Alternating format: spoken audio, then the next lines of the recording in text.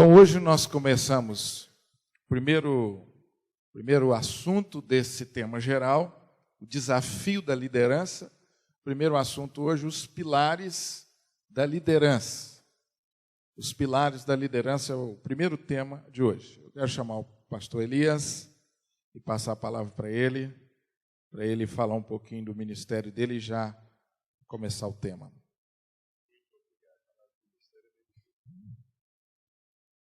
Boa noite, irmãos e irmãs. Deus nos tem dado o privilégio de servir aos irmãos ao redor do mundo, pastores de mega igrejas de 1 milhão de membros até 3 mil, é o mínimo. É uma coisa linda o que anda acontecendo ao redor do mundo. Quer dizer, nunca antes a igreja esteve tão presente e atuante no mundo. Não se deixe enganar por aquelas urubus de mau agouro que vem e fala que a coisa está indo ruim, que isso é conversa furada. Ninguém detém, é obra santa. A causa é do Senhor. Então, começamos essa rede há agora quase 10 anos. É uma rede de pastores de grandes igrejas. A maior igreja do mundo hoje é na Nigéria. É uma igreja que o templo tem 1,5 km de frente por 800 metros de fundo do templo. Todo domingo reúne 1 milhão de pessoas lá, pastor Adebaye. É tanta gente que quando ele faz um apelo, tem os carrinhos de golfe elétrico para trazer o pessoal para frente. Porque se o cara estiver lá no canto, é 1,5 km para chegar no meio.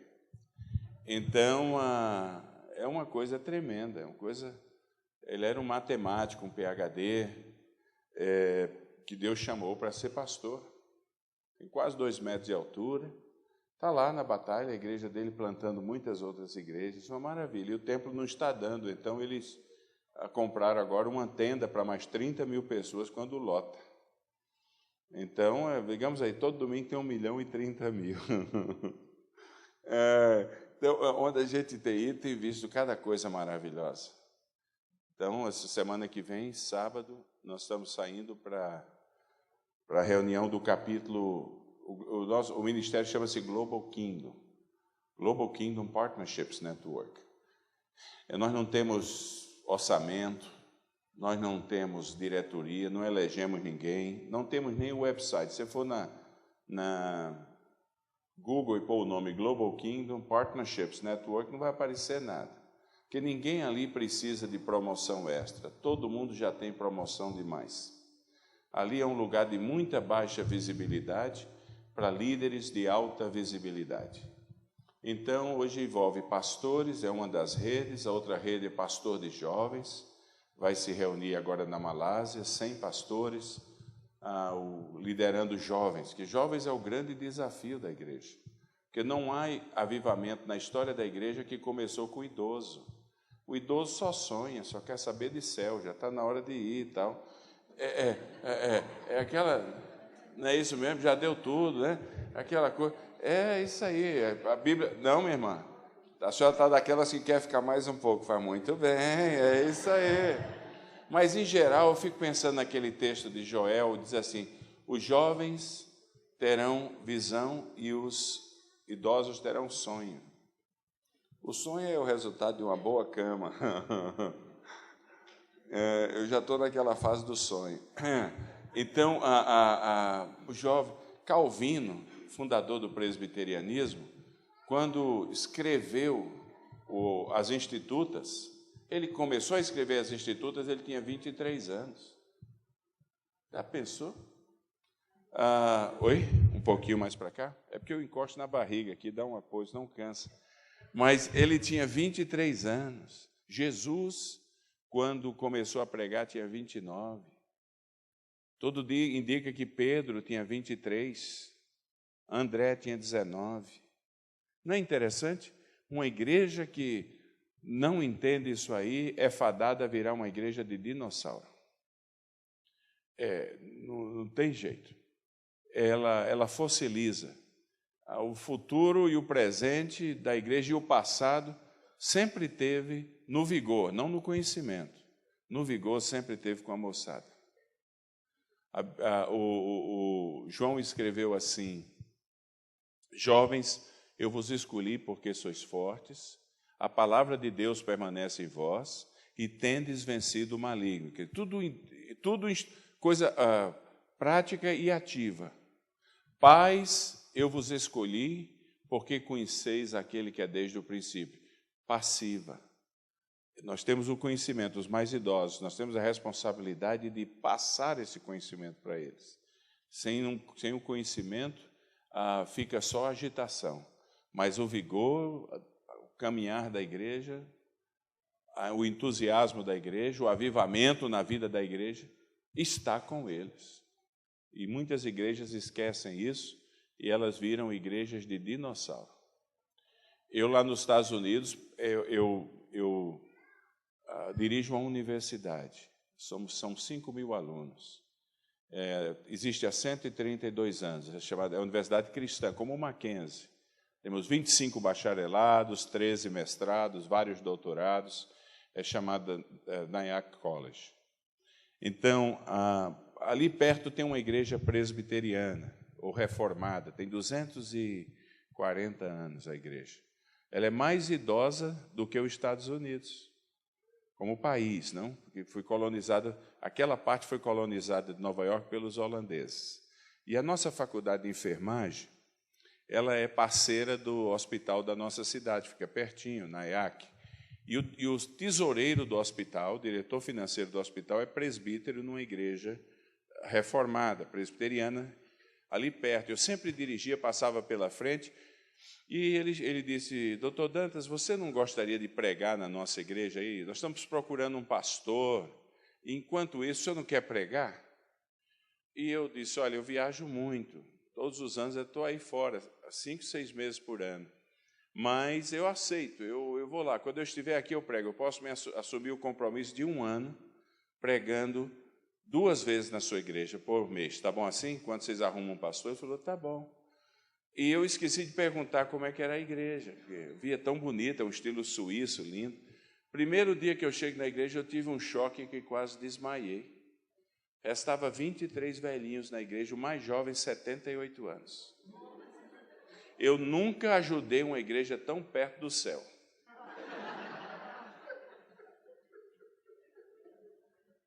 Não é uma coisa triste?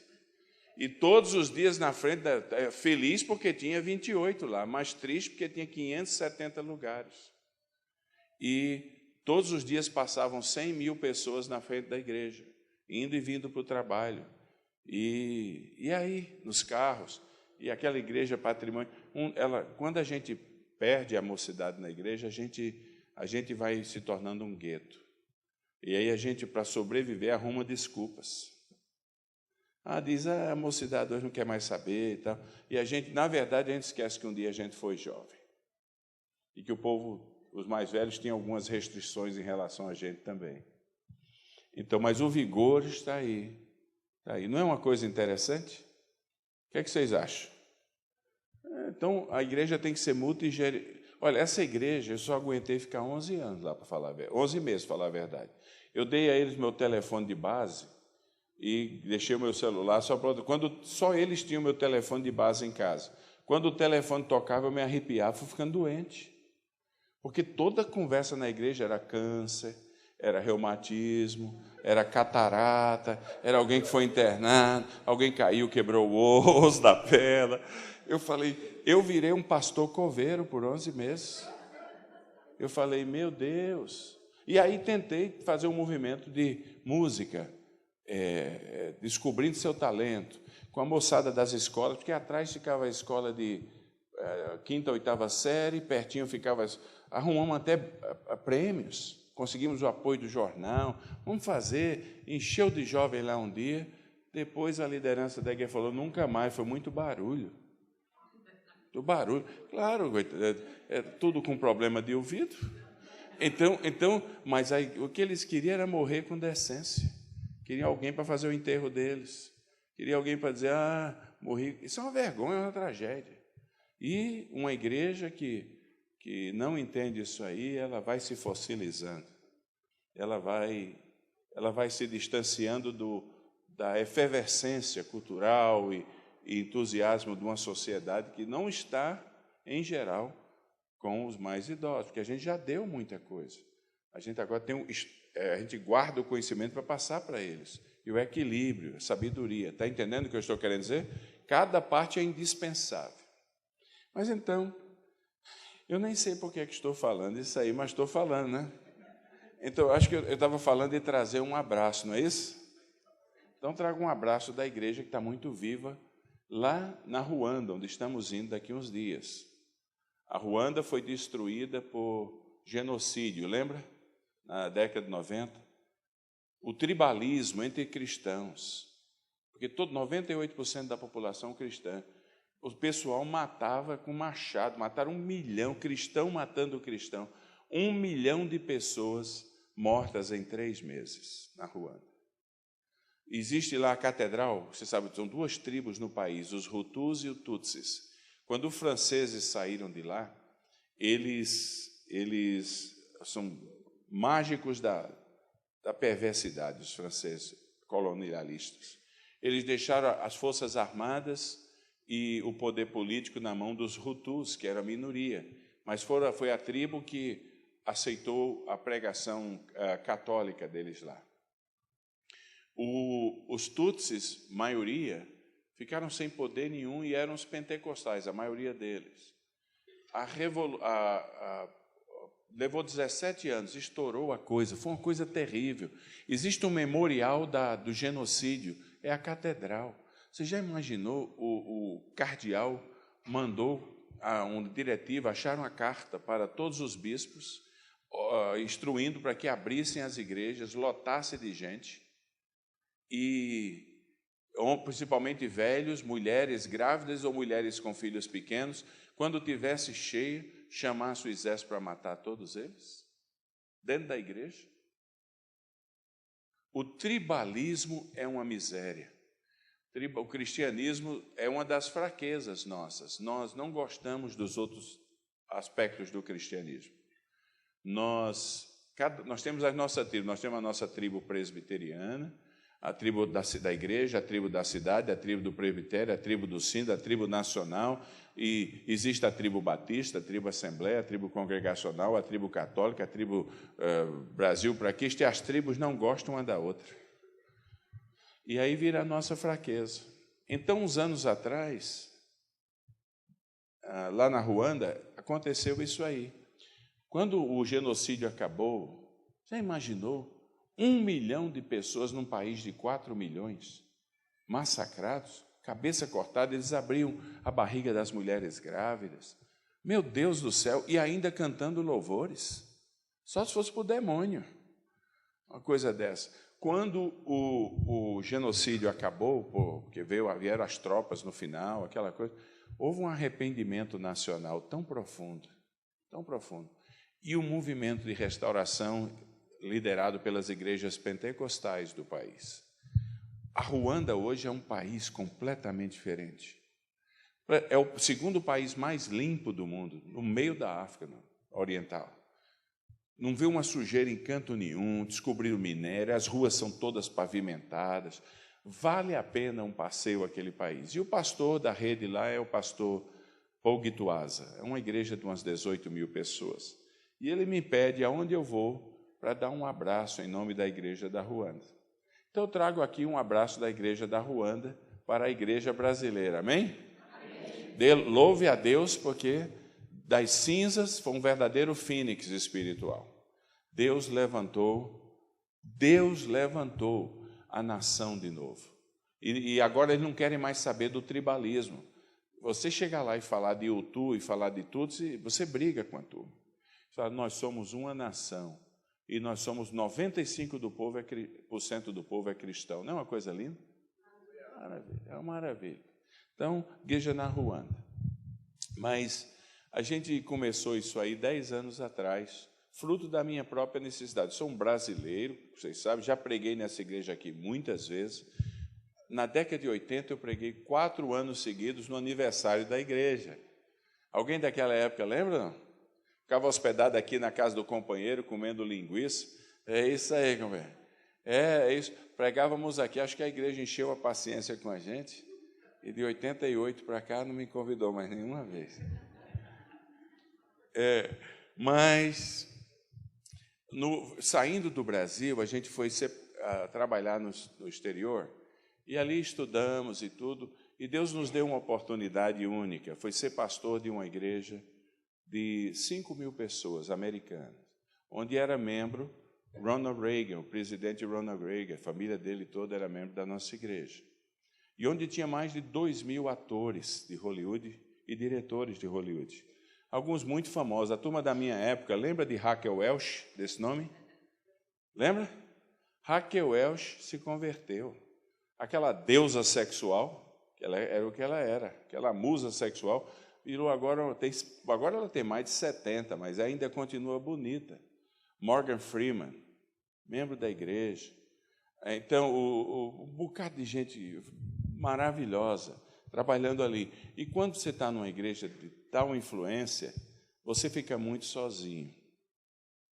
Então, não tem muitos pares para você dialogar, ser amigo. A liderança, especialmente no topo da pirâmide, é uma área de um ar muito rarefeito, não tem muita gente lá no topo. Então, eu disse, olha, se Deus me der a graça, eu gostaria muito de começar uma rede para pastores e líderes estratégicos ao redor do mundo. E ali tudo começou. A gente conversou com alguns pastores, um pastor presbiteriano do Cairo, cuja igreja tem 7.000 membros, é a maior igreja árabe do mundo. Lá no centro do Cairo, no meio da Revolução, Samer Maurício é um médico. Conversamos com alguns outros, eles eram líderes de muita integridade, e eles disseram, nós precisamos disso demais. Estamos prontos. Não se fala em dinheiro, não se elege ninguém, não tem diretoria, não tem cada um paga a sua própria despesa, mas hoje envolve 18 milhões de evangélicos ao redor do mundo. E mais ou menos 400 pastores de grandes igrejas e 17.000 pastores debaixo da liderança desses 400 pastores. E agora começamos também a rede de homens de negócio, mulheres de negócio. George Bush faz parte dela, o presidente da Coreia. Nos reunimos lá em Orlando, agora porque também são gente muito solitária, que tem um medo de igreja que vocês nem imaginam. Porque quanto mais grana e influência a pessoa tem, mais as igrejas veem a pessoa como um cheque bancário. E exploram esses indivíduos. Então, quando tem um rico crente, os pastores já veem aquele indivíduo como dinheiro para projeto. Vê como um cifrão. Então, a gente descobriu que essas pessoas de grande coração, gente boa demais, eles precisavam de uma rede de apoio, todo mundo muito interessado. Então, começamos isso aí, reunimos-nos pela primeira vez em Orlando, vamos nos reunir em Singapura o ano que vem, orem por isso. Mas eles já fizeram, eu os desafiei a um compromisso de $1 bilhão. Porque são gente que querem deixar um legado. $1 bilhão para a gente construir o Sudão do Sul, que é um país que acabou de ser criado e 98% cristão, perdeu quase 1 milhão de pessoas, porque os árabes do norte mataram. Não tem nada, o país inteiro tem um hospital de campanha, o país inteiro tem 50 quilômetros de estrada, um país, mas está cheio de riqueza e manteve a fé. Você vai lá, você vê um entusiasmo, você vê, nós presbiterianos, a maior denominação lá é a nossa, e a gente aqui às vezes nem sabe disso. Então eu disse, por que não? Vamos lá. Há um irmão na rede que ele tem uma refinaria de petróleo na Indonésia, crente. E eu disse, rapaz, está cheio de óleo lá, vai lá e monta dá emprego para aquele povo, ganhe bastante dinheiro, porque tem muito óleo. Se você não for, os árabes vão. Eles vão junto com as mesquitas. Então vai lá, constrói e dá emprego, etc. E aí as igrejas vão junto, o povo melhora de vida, a gente vai ajudar a plantar a igreja lá, que vamos trazer todo mundo junto. Orem por isso, é 2016, isso vai começar. Então a coisa está caminhando. E tem o AME Brasil, que é um projeto da Copa do Mundo. Queremos ver 3 milhões de evangélicos na rua, fazendo bem, porque hoje, quando se fala de crente no Brasil, é só me dar o dinheiro aí, né? A gente já podia cantar aquela marchinha de carnaval. caminhando na rua que, ei, você aí, me dá o dinheiro aí. Falou de crente, é isso aí.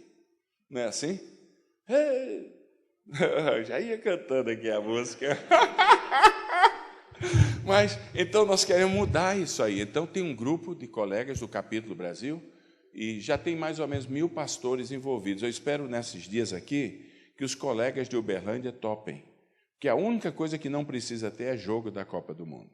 A gente só quer aproveitar a Copa do Mundo para trazer o céu para a cidade. Céu estende para compaixão, evangelização e unidade cristã na primeira semana da Copa. Então, estão vindo 12.000 pessoas do exterior. Está vindo 3 canais de televisão, da Joyce Meyer, desse pessoal todo, vão estar dando cobertura aqui. Queremos que o mundo saiba e o Brasil saiba. Serão 3 milhões de brasileiros na rua fazendo bem. 24 horas no ar na primeira semana da Copa. Então, aqui no seu estado, Belo Horizonte, já criaram até uma ONG chamada OAMI Brasil lá, para mexer. O Márcio Valadão, o pastor Jeremias, o Paulo Mazzoni, outros pastores de grande liderança lá assumiram o movimento. Então, quem sabe a gente possa pensar aqui, compaixão, evangelização e unidade cristã. Cada canto terá uma grande concentração de todas as denominações naquela primeira semana, dizendo ao mundo que o tribalismo não tem mais vez entre nós. Não vai ser lindo? Vamos fazer aqui. O que é que acha? A gente manda uns pastores dessa rede que está vindo aí toda, vão vir mais ou menos 200 pastores dessas maiores igrejas do mundo, a gente manda os 2 ou 3 presbiterianos para pregar aqui por aqui, vai ser uma maravilha. Bom, é isso aí, conto com as suas orações. Mas o assunto da gente aqui hoje é liderança. É talvez uma das coisas mais importantes e menos tratadas na igreja. Que há um sentido em que todos nós somos líderes. Dizem que o cara chegou no céu, tinha uma fila de 5 quilômetros de homem, e uma fila de um homem. Aí ele pergunta para aquela fila de 5 quilômetros de homem, quem são vocês? Eles falaram, nós somos homens que na terra fomos mandados por mulher. Gente...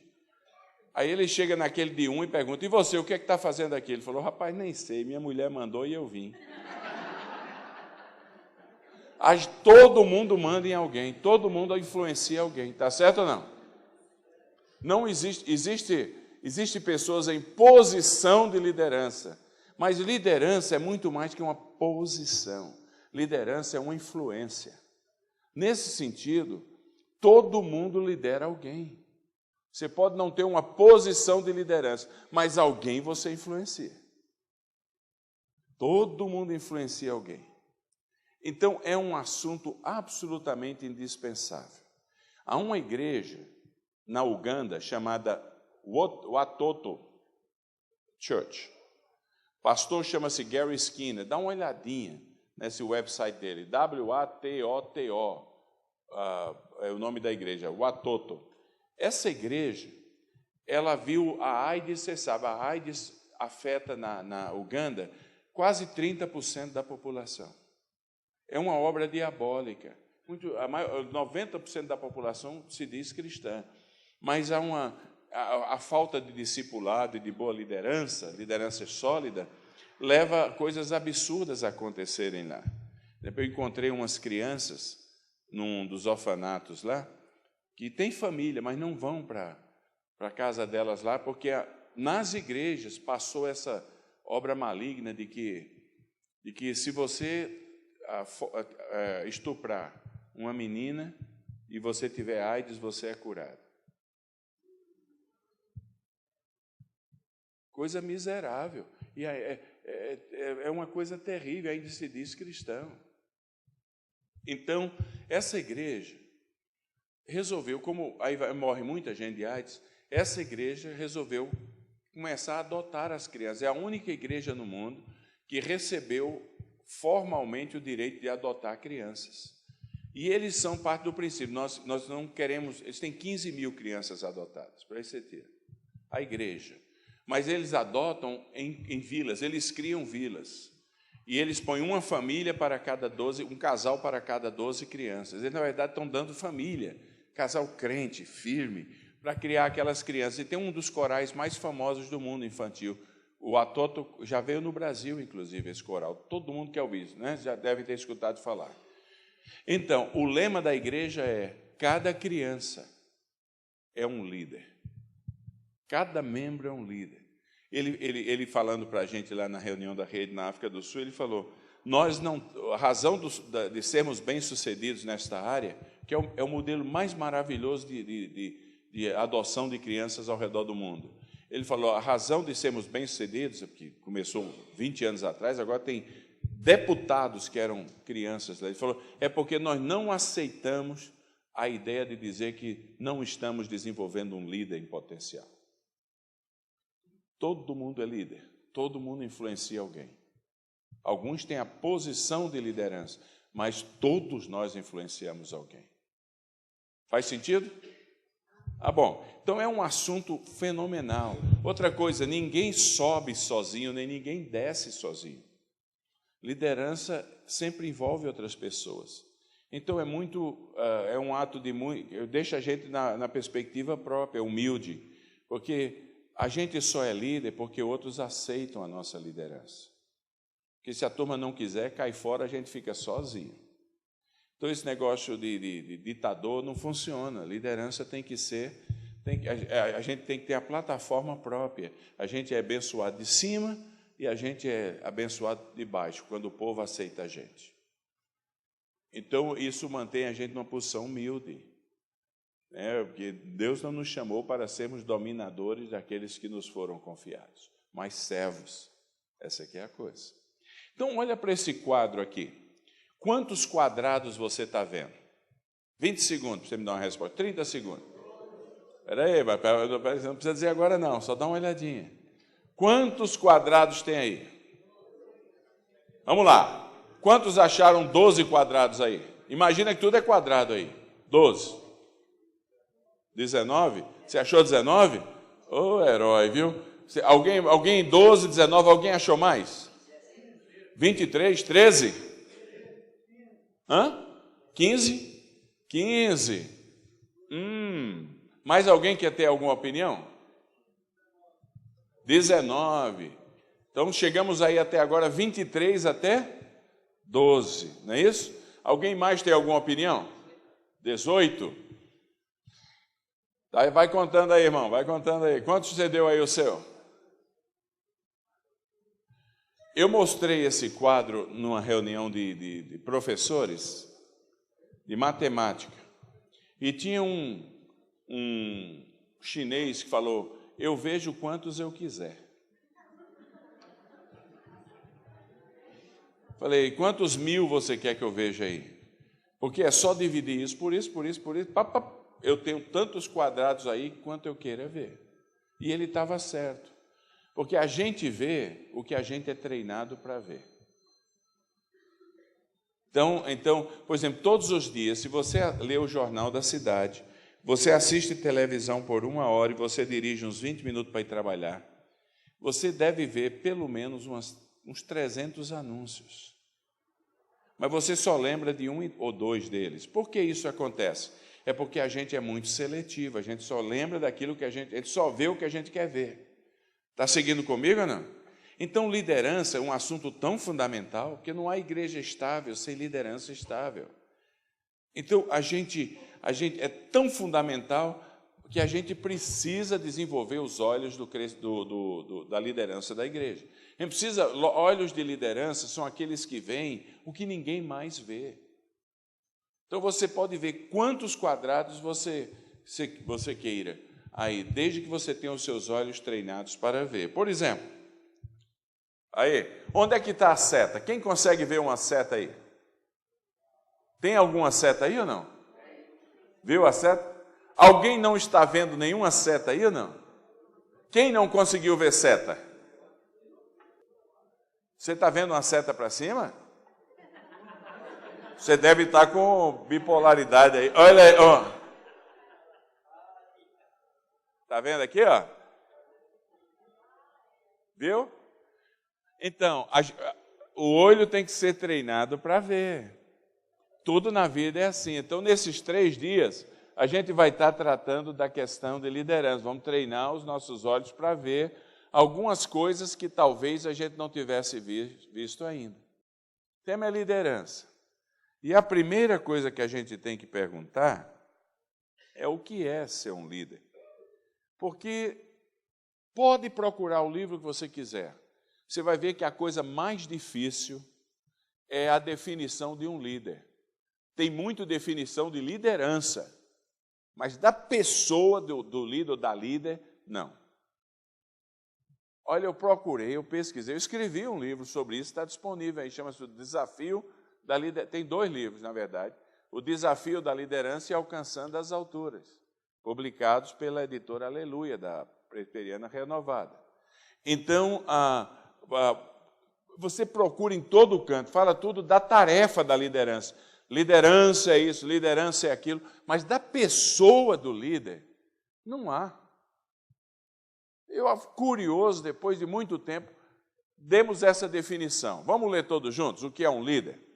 Um líder é uma pessoa com capacidade e responsabilidades dadas por Deus e que influencia um grupo específico do povo de Deus em direção aos seus propósitos para o grupo. Isso é uma definição muito importante. Porque o líder é uma pessoa com capacidades e responsabilidades dadas por Deus. Quer dizer, até os talentos naturais que a gente tem são dados por Deus. Quando falamos de capacidade, estamos falando de dons espirituais, talentos naturais e habilidades adquiridas, aquilo que você estuda. Líder na marra não dá. Dá uma olhadinha. Tem um cara na internet que está escrito, a Bíblia fala, a Bíblia diz. Já viu isso aí ou não? A Bíblia é um líder. Ele está lá, mas é a confusão personificada. É uma coisa horrível, não, é divertido e ridículo ao mesmo tempo. Quer dizer, ele pode ter o talento de liderança, ele pode ter até um dom de liderança, mas ele não obteve as ferramentas que implicam em muito estudo e muita dedicação. Então, é esse conjunto de habilidades naturais, dons espirituais e treinamento rigoroso que queremos dizer com capacidades dadas por Deus. Liderança é também uma responsabilidade dada por Deus. Deus vai pedir conta. Deus vai pedir conta de todo líder. Alguns colegas por aí afora eu tenho visto, pastores, presbíteros, diáconos, presidente de mocidade, presidente de SAF, judiam dos outros.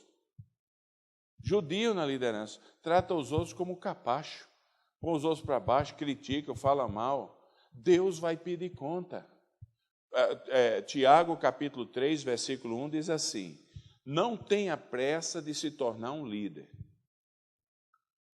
porque tem muita condenação na liderança.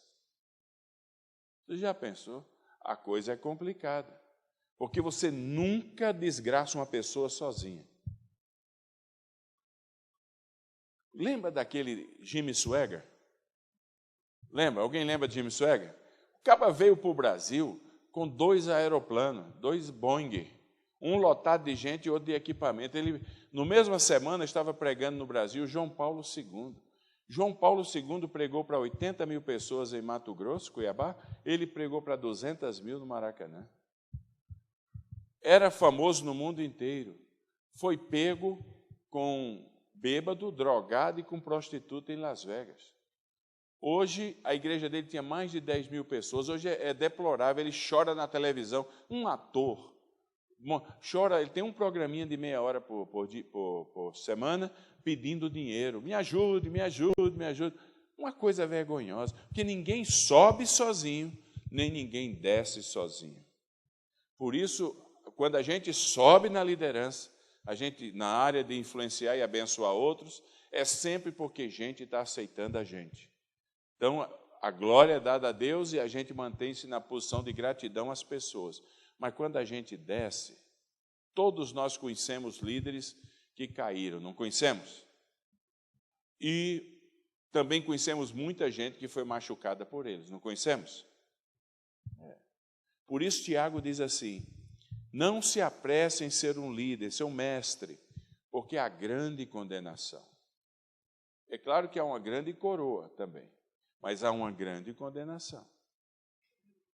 Não é que você não queira aspirar à liderança, porque é uma excelente obra, mas você tem que ter o treinamento próprio, tem que se dedicar, tem que estudar, tem que entender o que ela é, porque senão cai você do cavalo e cai muita gente com você. Então, tem responsabilidades dadas por Deus e influencia o povo de Deus. Liderança é influência, já diziam muitos. Liderança é a capacidade de influenciar outros na direção de onde você quiser levá-los. Mas como é uma liderança cristã que estamos falando aqui, vamos falar na liderança, influencia no direcionamento dos propósitos de Deus para o grupo. Isso é profundamente importante. Não importa o departamento da igreja, o ministério da igreja que você lidere, você tem que estar seguro do caminho onde você quer chegar, da visão, de onde você quer, do futuro preferível para aquele povo. Senão vira uma questão pessoal, você querendo dominar os outros e os outros lhe submeterem. Você tem que estar em coordenação com a liderança toda da igreja, nos propósitos de Deus para aquela igreja. Todo mundo comigo até aqui ou não? Então, aqui vamos. Próximo aí, colega. A grande pergunta nesta noite é a seguinte: o que faz um líder ou uma líder cristã crescer em sua influência e ministério? Se todo mundo é líder, o que faz a gente crescer na nossa capacidade de influenciar mais gente?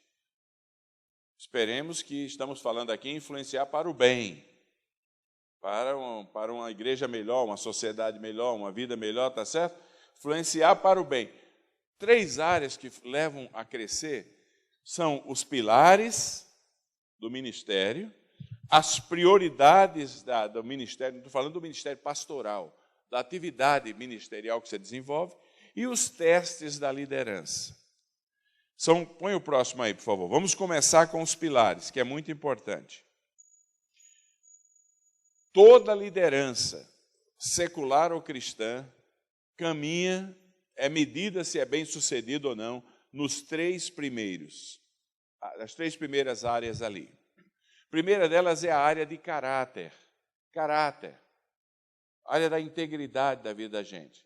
Todos nós temos dentro do nosso ser um quadradinho, que a gente chama o quadradinho da nossa integridade. São alguns princípios que a gente não aceita comprometer, que eles definem a gente como a gente é. E se a gente aceitar transgredir, a gente é miserável. Faz sentido ou não? Porque todos nós temos uma elasticidade em algumas coisas da vida, mas tem alguns que a gente não abre mão. Integridade é o núcleo central do nosso caráter, daquilo que nos define a nós mesmos como somos. Eu fui pastor de igreja no exterior, pastor de brasileiros. O primeiro ministério meu fora não foi uma igreja grande como o Bel Air Presbyterian Church, foi plantar uma igreja no Canadá. Chegou um ponto que eu tive que entregar, eu estava me despersonalizando. Porque eu olho para esses colegas pastores de igrejas de imigrantes, são verdadeiros heróis, porque não tem um imigrante que não tenha rolo. Aliás, não tem ninguém que não tenha rolo no mundo inteiro, mas imigrante é pior.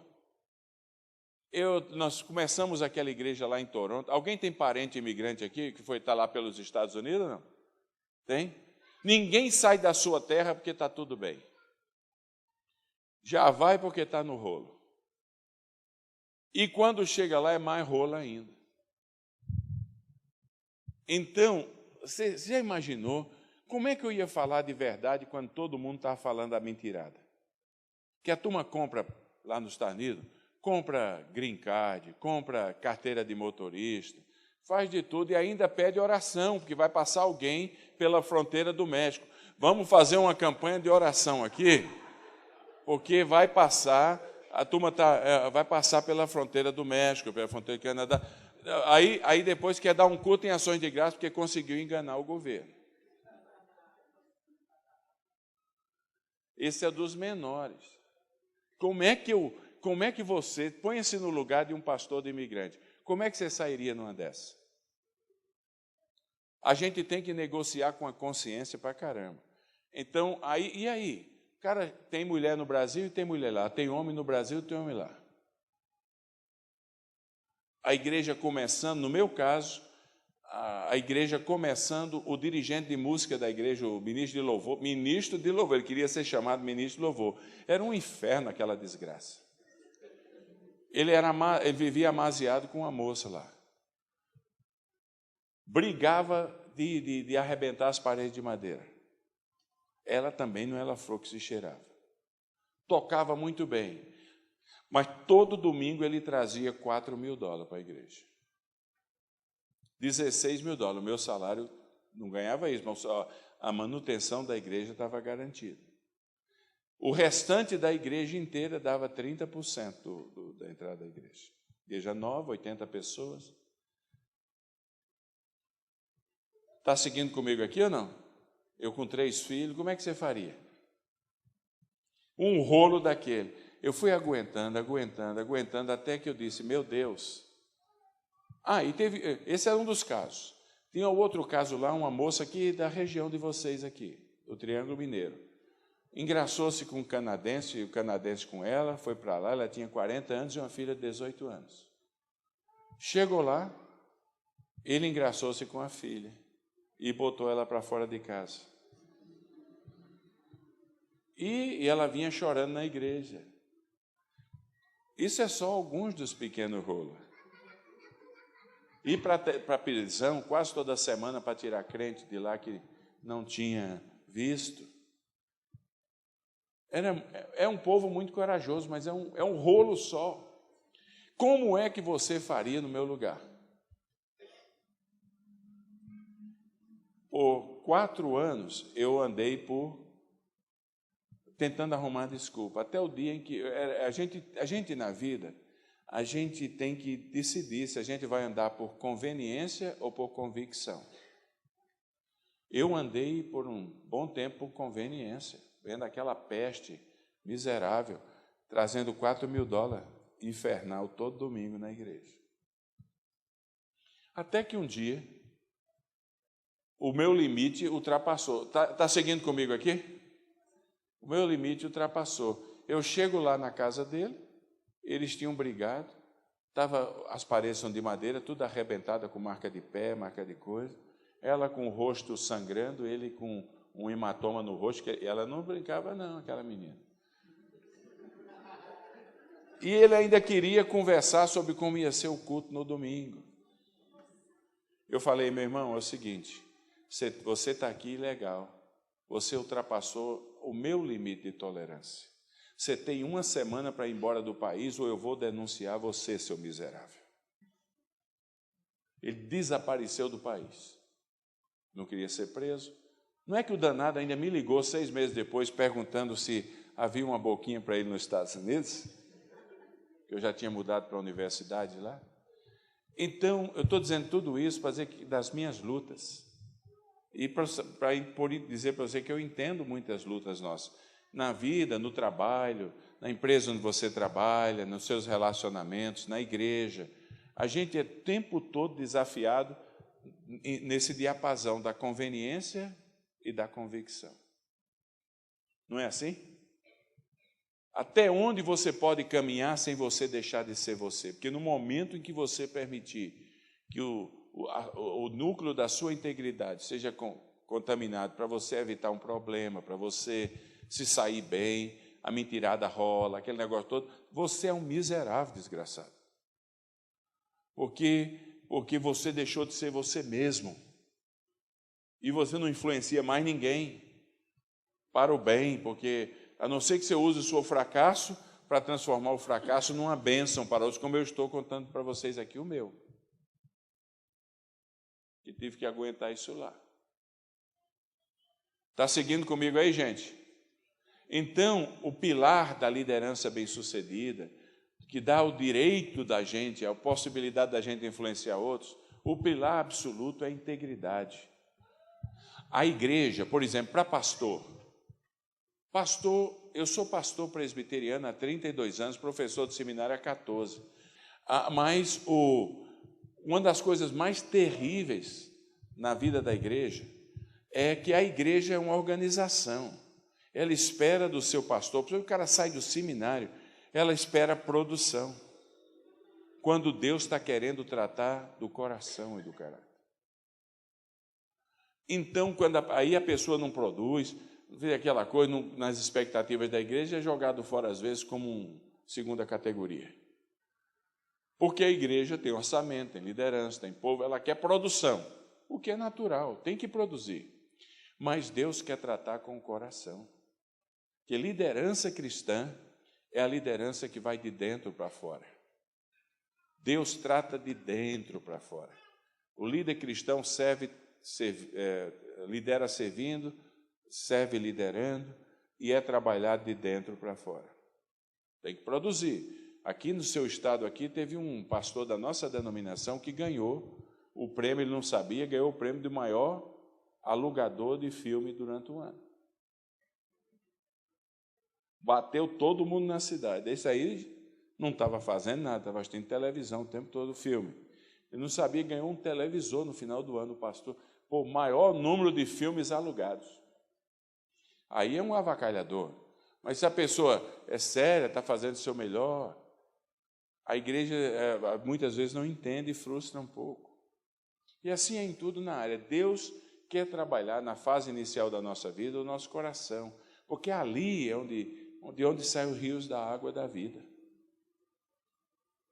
Está todo mundo seguindo comigo? Então, pensa você no seu trabalho.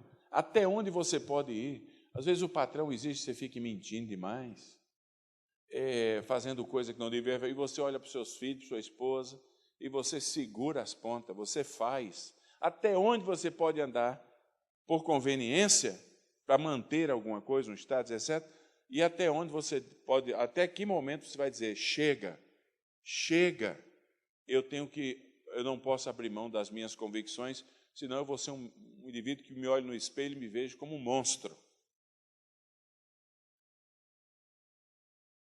Tudo bem?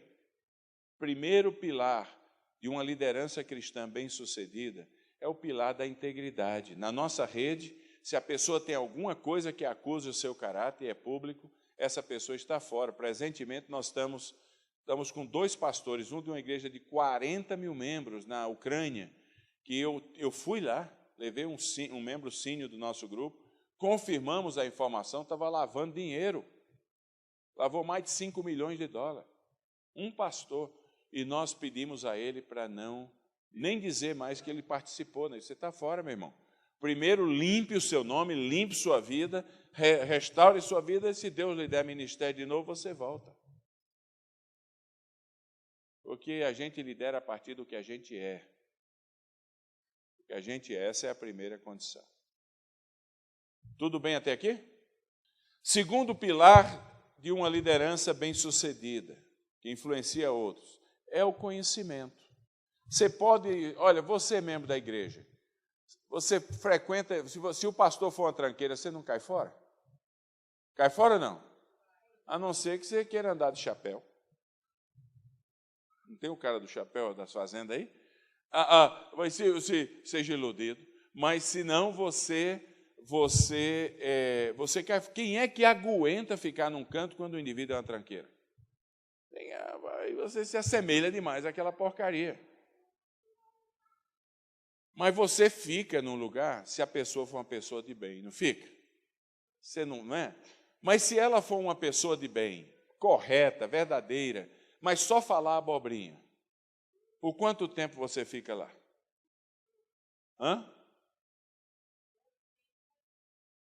Você vai continuar admirando o caráter da pessoa ou não?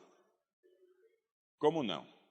Se a pessoa tem um caráter correto, se é uma pessoa boa, você continua admirando ou não? Sim ou não, a turma lá de trás? Mas você não fica lá, porque você não é bobo, você não quer que seus filhos caiam na risada no meio do culto. Só fala abobrinha. Como um pastor conhecido meu, gente boa, maravilhosa, lá no interior de São Paulo. Ele estava lá dando um estudo sobre a construção do templo, e aí estava lá que a obra do templo foi esmerada. E aí uma irmã perguntou, aquele homem bom, ninguém tinha nada a falar dele, homem bom mesmo, já morreu, já está com o Senhor. Mas uma irmã perguntou, pastor, o que é uma obra esmerada? Ele falou, minha irmã, é a obra feita com aquela pedrinha verde.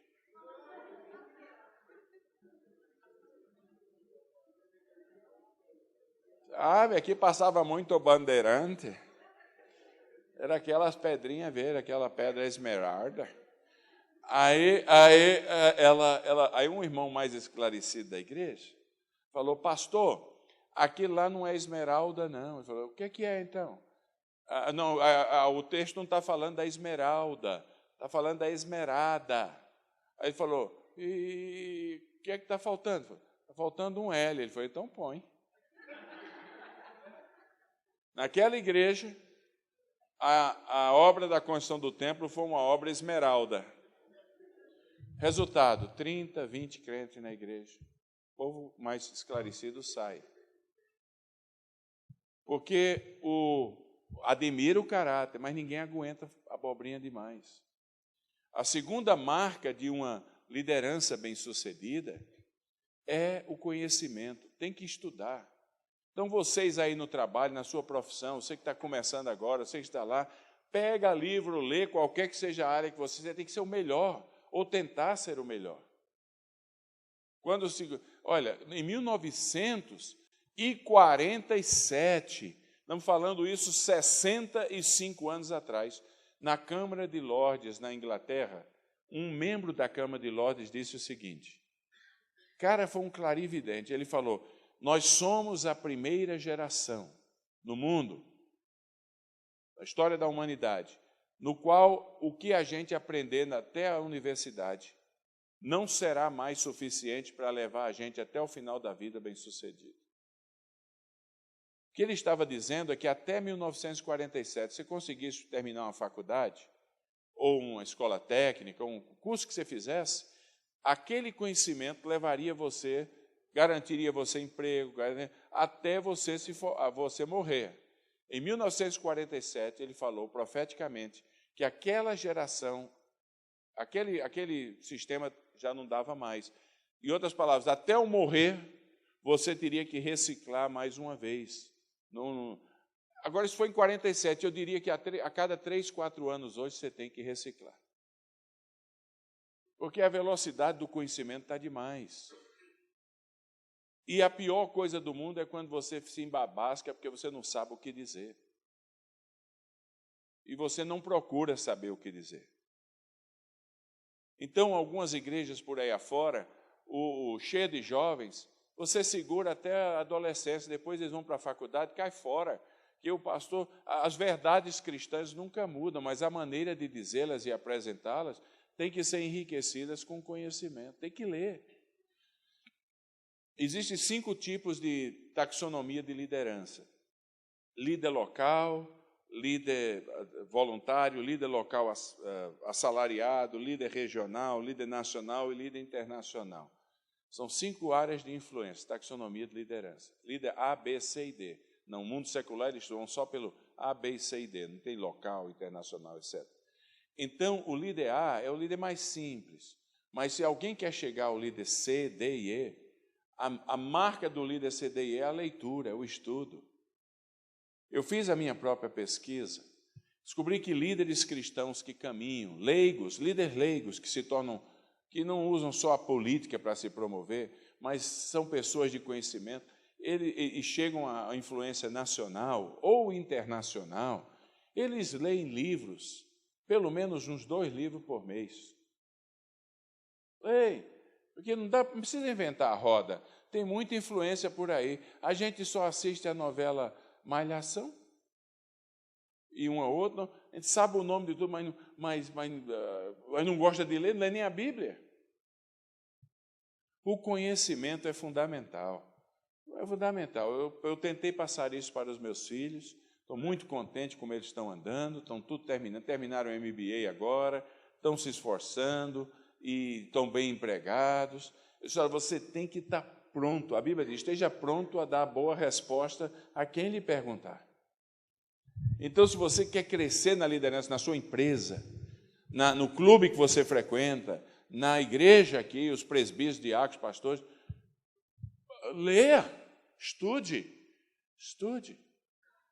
Porque a gente segue uma boa liderança se ela tiver caráter, mas se falar abobrinha, tem outros que têm caráter e conhecem, você termina lá. Não é assim? Agora vem o terceiro aspecto. Então, o terceiro são os resultados. Resultados. Por que é que a padaria virou supermercado? Por que é que a banquinha de revista virou uma livraria? E a igreja tem que ficar sempre na mesma mesmice. Porque, vamos falar a verdade, por um ano eu resolvi parar de ser pastor um ano para me dedicar aos estudos. Mas eu, claro, crente, ia todo domingo na igreja. Eu valorizei os crentes muito mais, porque o chatice é a igreja muitas vezes. É o senta, levanta, dói o joelho, fica em pé, senta, faz aquele negócio e tal. Já pensou você vir de casa num domingo para cantar 3 hinos, para ouvir 2 ou 3 pessoas orando, às vezes faz uma oração embabascada, uma pregação que às vezes não... E ainda para ser chamado de ladrão, foi porque o texto foi sobre dízimo.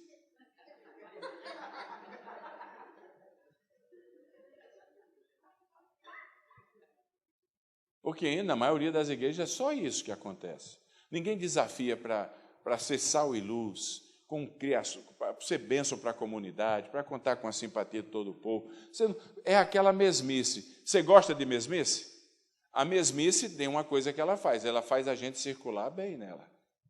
Porque você aprende a forma. Quando você aprende a forma, não importa se você está praticando outras coisas, você deu ao povo, o povo julga a gente pela forma.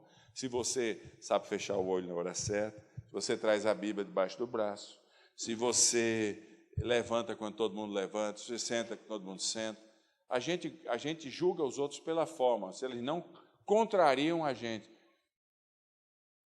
Mas é uma tragédia. Eu fiquei um ano, disse, eu tenho que mudar meu ministério, não é possível. Porque conhece aquela história daquele rei que vestiu-se de súdito e foi passear entre o seu povo? Para ver o que é que eles achavam do rei, lembra disso ou não? Conhece aquela história que a gente aprende? Foi isso que eu fiz por um ano. Falei, não é possível que igreja seja só essa coisa, meu Deus do céu. Não é à toa que não fica mais um jovem na igreja.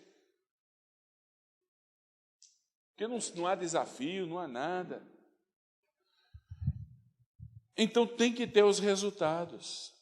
Tem que acontecer alguma coisa no nosso meio. Sempre a mesmice, sempre aquele povo, você vai e volta, não anda nada. Você segue o povo, você segue um líder se o líder tiver muito caráter. Porque ninguém quer seguir uma tranqueira. Você segue o líder se o líder tiver conhecimento, porque você não quer nem você nem os seus filhos serem considerados dementes, porque o indivíduo só fala abobrinha. Mas você segue o líder, se o líder, além de ser um líder de caráter, de muito conhecimento, você não precisa de uma enciclopédia sempre, você quer ver as coisas acontecendo. A igreja contando com a simpatia de todo o povo. Você já pensou quando essa igreja tiver 3 cultos? Porque não cabe mais um, ou você acha que não dá ou não dá? E quando se falar na cidade em transformação social, a área mais nobre da cidade e mais segura da cidade foi o bairro dos Martins. Porque tem tanto crente lá, transformado pelo ministério da igreja, a segunda igreja, que virou gente tão boa, tantos projetos, tanta coisa, que, olha, pode comprar uma casa lá. É o que está acontecendo na Baixada Fluminense, em Nilópolis. A igreja do Nazareno, Pastor Amadeu, em um raio de 5 quilômetros, do zero em 30 anos, tem 140 igrejas. A cada 3, 4 quarteirões. Por que é que você pode ter uma garrafa de uma boteco a cada quarteirão e não pode ter uma igreja? Ele plantou mais de 100 igrejas, olha, 140 igrejas do Nazareno. Eu fui lá, ele é parte da rede. Ele foi comigo ao Egito a semana retrasada, e ele viu que no mundo muçulmano tem uma mesquita a cada 300 metros nas cidades. Porque é uma maneira de influenciar a vizinhança. e ajudar a manter a ordem, etc. Ele falou, olha, eu nunca tinha visto isso e agora eu entendo meu ministério muito mais. Ele disse, agora eu vou voltar e vou plantar mais 140. Na nossa igreja presbiteriana, há um bairro chamado Santo Amaro, em São Paulo. Tem 1 milhão de membros. O presbitério quase rachou, porque uma outra igreja ousou abrir a segunda igreja presbiteriana de Santo Amaro. A primeira tinha uns 150 crentes, 200. E ele achou que estava invadindo território. Tinha 999.800 perdidos lá, e ele achou que estava atrapalhando o ministério. Está seguindo comigo aqui ou não? Você já imaginou presbíteros da igreja, e Honório, diáconos, membros da igreja, daqui uns 10 anos, quando vocês olharem para trás e verem como Deus trabalhou para fazer do bairro dos Martins o mais seguro da cidade, o bairro sem a criminalidade lá embaixo, o bairro onde a igreja abençoou com transformação de vidas, com projetos sociais, e aí vocês têm uns 3, 4 cultos aqui, porque não precisa construir outro tempo, não. Bota 4 cultos aqui, e mandando missionários, e é possível ou não? Mas se ficar tudo na mesmice, quem é que aguenta? Não pode. Agora, toda a liderança tem que trabalhar junto aí. Agora que vocês estão no pique aí com um pastor maravilhoso como esse que você tem aí, vai dar tudo certo. Então, olha aí. Então, caráter, conhecimento e na sua empresa, seu emprego só é seguro enquanto você produzir resultados. Por que tem que ser diferente aqui?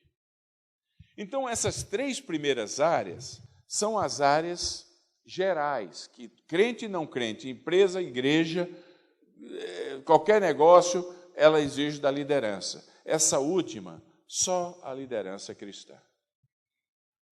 A unção divina é o ingrediente indispensável para o líder cristão.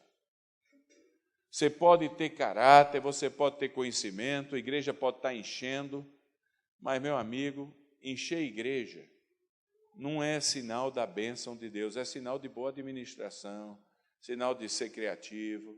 Está cheio de igreja aí que você vê na televisão lotadinha e você diz, como é que é possível isso?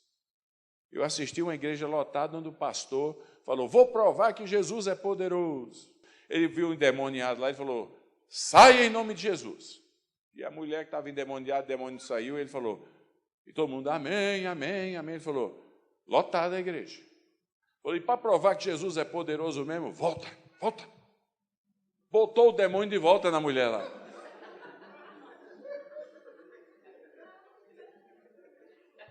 Então, o sensacionalismo não é difícil.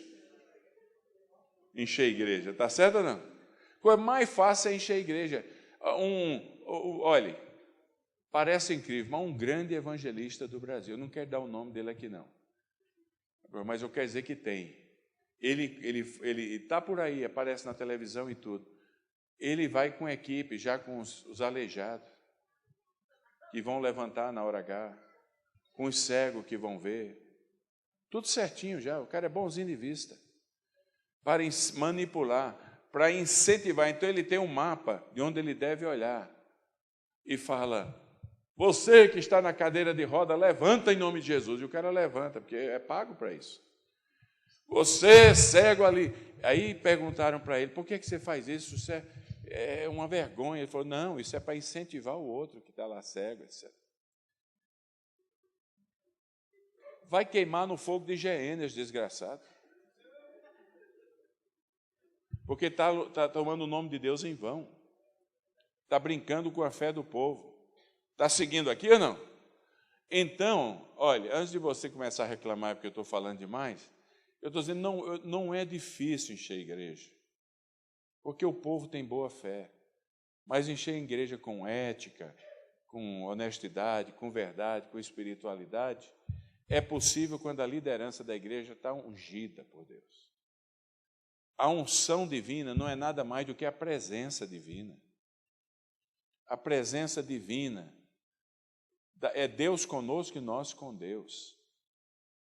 Eu nunca vi uma igreja cristã cheia da graça de Deus verdadeiramente, onde os 3 itens primeiros se fazem presentes: mas onde as vidas estão sendo verdadeiramente transformadas, sem uma profunda piedade na presença de Deus, de oração, de leitura da palavra, conhecimento da Escritura. Porque senão é só mecânica, cansa, e aí a gente vira uma empresa como outra qualquer. A unção divina, eu não sei a seu respeito, mas é uma coisa maravilhosa. Olha, Deus habita no meio dos louvores. Eu estou falando dos louvores, não dos louvores da comunidade toda, mas dos louvores da porta fechada. Os meus melhores momentos com Deus é quando não tem ninguém ao redor de mim. Meio da tarde, fecha a porta, minha esposa não está em casa, começa a louvar a Jesus, começa a cantar, recitar versículos da Bíblia, falar como Deus é maravilhoso. De repente você está com toda a audiência que você precisa. Você está com os serufins, os querubins e a trindade, os anjos celestiais estão ali. E aí as lágrimas brotam do seu rosto.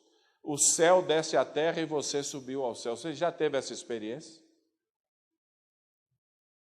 Aí sim, aí você diz, Deus está comigo. E aquela coisa, a emoção é pura, a lágrima é pura, você vai ser... É uma coisa indescritível. Mas ali é o fermento para você sair dali levedando toda a massa. É a presença de Deus. Liderança cristã que não se quebranta aos pés de Deus, que não ora, que não se arrepende, que não tem os tempos da porta fechada, tem uma posição, mas não é modelo para ninguém. Então, tudo começa por aí, tudo começa por aí. A igreja pode ir muito bem se ela tiver um bom administrador, se ela tiver gente de dinheiro para dar dinheiro. É fácil montar programa, ela sobrevive com programa, mas ela pode, de repente, se descobrir fazendo a obra de Deus sem Deus. Isso é uma tragédia. Porque não retire de mim o teu espírito.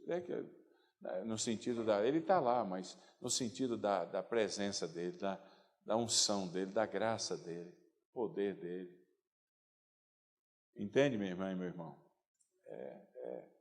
Então, se queremos uma liderança autêntica, uma das coisas que eu mais peço a Deus, olha, pode tirar de mim a minha vida, mas não retire sobre mim a tua unção. Porque se a gente perder a unção, a gente é um empregado religioso. Se a gente perder a unção, a gente é como é que chama? Um negócio de prego, não, como é que chama? Um rolamento na máquina que é a igreja. Que ela é uma máquina, tem que ser, porque mexe com gente, propriedades. A gente é apenas uma parte da engrenagem. Não. A liderança cristã, a coisa mais gloriosa da vida da gente é quando a gente tem segurança de que Deus está comigo e eu com Ele. E a gente sai da porta fechada e abre a porta como campeões nas mãos de Deus. Aí, aleluia, é uma maravilha, louvado seja o nome do Senhor. Amém?